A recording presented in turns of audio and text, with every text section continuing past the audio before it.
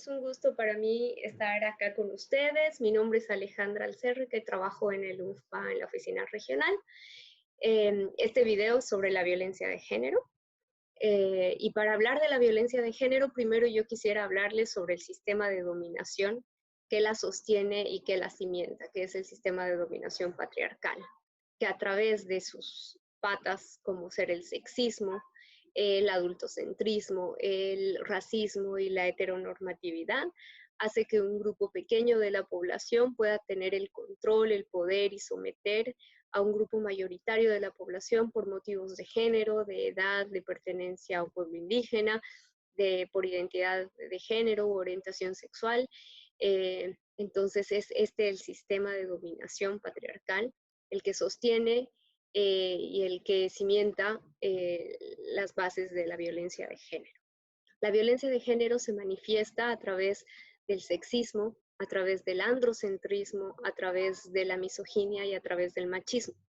El sexismo es pensar que un sexo está por encima del otro y es hacer diferencias en torno al sexo, ¿no? O infravalorar el sexo opuesto. El androcentrismo es cuando se considera que el hombre y lo masculino está al centro del mundo, al centro del pensamiento. La misoginia es la desvalorización, el odio y el desprecio a todo lo que es femenino y a la mujer. Y el machismo son las actitudes y los comportamientos y el pensamiento de que los hombres son superiores a las mujeres y que lo masculino está sobrevalorado en relación a lo femenino. Entonces, a partir de estas cuatro grandes manifestaciones, la violencia de género se define como un problema público, no es un problema privado, es un problema que constituye un problema de salud pública, en realidad es una pandemia que afecta a la humanidad en su conjunto y es una violación a los derechos humanos. En la definición de la ONU sobre la violencia de género nos dice que es todo acto que pueda dañar física, sexual o psicológicamente a una mujer y que esté relacionado este comportamiento de violencia con las desigualdades históricas entre hombres y mujeres. La violencia de género se manifiesta de diferentes formas. Existe la violencia física, en la que se daña el cuerpo de la mujer a través del uso de la fuerza física u objetos por parte del agresor. La violencia psicológica, que es cuando se daña la integridad emocional y psíquica de la mujer a través de insultos, humillaciones, chantajes, amenazas, etc. La violencia sexual es cuando se obliga a la mujer a realizar cualquier tipo de acto sexual en contra de su voluntad y sin su consentimiento, no importa si esto se hace en un espacio público o privado, incluso dentro de una relación de pareja. Si es que no hay el consentimiento de la mujer, es violencia sexual. La violencia económica, que es cuando se restringe el derecho a la autonomía y a la independencia económica de la mujer, por ejemplo, privándola del derecho al trabajo o restringiendo el uso de recursos económicos o con la brecha salarial. También está la violencia política, que afecta a las mujeres candidatas, electas o en la representación política y social, amedrentándolas o violentándolas, ya sea física, psicológica o sexualmente. Y también existe la violencia simbólica, que tal vez es una de las violencias más invisibilizadas o más naturalizadas en realidad, porque es todo el uso del lenguaje, el uso de la simbología, y está presente en nuestro día a día, en la educación, en los medios de comunicación, en el arte, en la música, en la religión, en diversos espacios que van naturalizando esta subordinación de las mujeres, esta cosificación del cuerpo de las mujeres y van sosteniendo, ¿no?, este sistema de dominación patriarcal. Esta violencia, la simbólica, es la que hace que la violencia de género muchas veces pueda verse como algo natural, cuando en realidad no lo es, ¿no? Entonces es importante identificar también la violencia simbólica. En estos tiempos de uso de redes, uso del Internet y las nuevas tecnologías de la información y la comunicación, además se suman otras formas de violencia de género como ser la violencia digital, como ser el ciberacoso, como ser el sexting o el grooming, que son formas de violencia que ocurren en estos espacios digitales, ¿no? Y que afectan de manera particular a las mujeres, si bien pueden afectar a hombres también, pero afectan de manera particular a las mujeres. Entonces son diversas formas de manifestaciones de violencia de género eh, que nos pueden afectar y que tienen consecuencias importantes. Y es importante conocer estas consecuencias.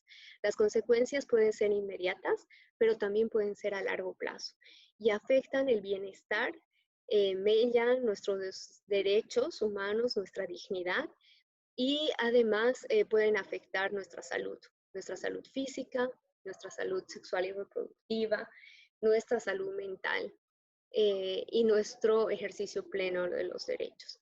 Pero además de las consecuencias negativas que tienen sobre la vida de las mujeres, también afectan a sus entornos más cercanos, al entorno familiar, al entorno comunitario y a la sociedad en su conjunto.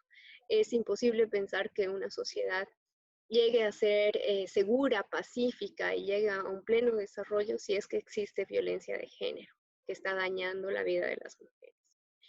Eh, bueno, en cuanto a las estrategias de respuesta y de prevención a la violencia de género, yo quisiera compartir con ustedes 4 puntos que creo que son sumamente importantes. El primero es poder trabajar, obviamente, para que haya un marco de respuesta estatal pública a la violencia de género. Y esto está marcado por leyes y políticas públicas que promuevan la igualdad de género y que luchen abiertamente y frontalmente contra la violencia de género. Es importante, sabemos que no es suficiente. Tenemos marcos normativos importantes y también de política pública con algunas brechas en su implementación, pero sí es un marco importante porque el tratamiento público de la violencia de género es necesario. Pero por otra parte, y creo que esto sí puede estar tal vez más en nuestras manos, es el cambio de normas sociales de género y esta transformación de las normas sociales de género que la podemos hacer desde el nivel individual para pasar a un nivel familiar, comunitario y social y viceversa. También se puede empezar desde lo social e ir bajando al nivel familiar y al individual. Y para esto es importante que nos cuestionemos, reflexionemos sobre nuestras propias normas sociales de género, pero también que la educación, por ejemplo, se transforme y esté libre de estereotipos de género. Que los medios de comunicación se transformen y dejen de reproducir estos estereotipos de género. Entonces, es complejo el trabajo de transformación de normas sociales de género, pero yo creo, considero que es el camino, ¿no?, que se tiene que seguir para ir desmontando el sistema de dominación patriarcal y para ir desmontando estas normas y roles asignados a mujeres y hombres que generan tanta desigualdad. Por otra parte, el empoderamiento femenino, la recuperación de las autonomías sobre nuestros cuerpos, sobre nuestras vidas, sobre nuestras economías, etcétera, es fundamental, pero también es fundamental el involucramiento de los niños, de los jóvenes y de los hombres en las actividades de prevención de la violencia de género, el promover masculinidades positivas, el promover masculinidades no violentas, el poder romper con ese peso tan grande de la masculinidad hegemónica es clave también, porque en realidad la violencia de género es un asunto de todos, ¿no?, y nos afecta a todos, a hombres y a mujeres. Entonces el trabajo con los hombres y su involucramiento es fundamental. Y por último, considero igual muy relevante el poder contar con servicios de atención a la violencia, de atención a las sobrevivientes de violencia y que sean servicios multisectoriales, que sean servicios integrales y que sean servicios centrados en las necesidades de las sobrevivientes. Eh, Esto es sumamente relevante y que sean servicios accesibles, que no den una respuesta idéntica a todas las mujeres, porque la violencia de género impacta en la vida de las mujeres en nuestra diversidad de manera diferente. No es lo mismo que ser una mujer que vive en la ciudad, que tiene cierto nivel de escolaridad y que puede tener tal vez mayor acceso a estos servicios de denuncia o redes de apoyo, que ser una mujer indígena, por ejemplo, o una mujer con discapacidad, o una mujer trans, que se ve afectada de manera diferente por la violencia de género y que se intersectan diversas formas de discriminación y que hacen que sea más difícil acceder, por ejemplo, a algunos servicios de atención. Entonces es importante que los servicios sean accesibles, que sean inclusivos y que tengan un enfoque intercultural para poder hacerlos más accesibles a todos.